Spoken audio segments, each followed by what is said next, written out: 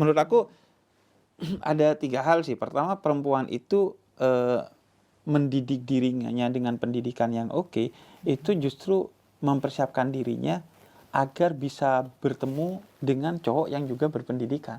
Itu cara kita menyeleksi jodoh kita agar juga berpendidikan. Karena kalau orang nggak berpendidikan mungkin nganggep cewek pintar itu sebagai sesuatu yang harus dijauhi.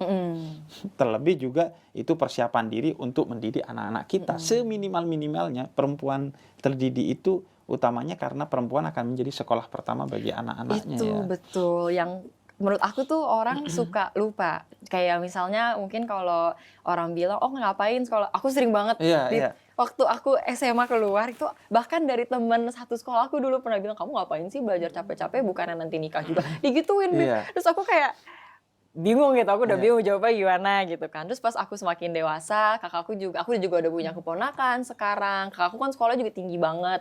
Aku tuh jadi sadar, orang tuh bilang ke kita ngapain sekolah-sekolah tinggi, bakal jadi ibu juga. Tapi tuh mereka lupa kalau untuk menjadi ibu rumah tangga, untuk menjadi seorang mamah, seorang ibu, itu tuh bekalnya tuh harus gede banget. Iya. Karena kita madrasah pertama buat anak-anak kita yang kita akan asuh, yang akan jadi generasi masa depan. Dan bukan hanya dalam pendidikan formal ya, tapi juga dalam emosional, cara mereka ketemu orang lain. Dan kadang tuh mereka pikir kalau kita ngejar pendidikan tinggi kayak sekolah, itu kan yang aku sering dapet ya, itu mereka mikirnya cuma degree kan, cuma dapet sarjana, Ijazah. cuma dapet belajar matematik, pinter, bla bla bla. Tapi mereka lupa kalau kuliah atau berpendidikan tinggi itu builds character. Betul. Selama kamu belajar, kamu tuh ditantang buat disiplin, kamu ditantang buat ngasih tugas tepat waktu, dan tambah kamu sadari. Jadi menurut aku, sekolah itu penting, dan pendidikan itu penting, karena kamu akan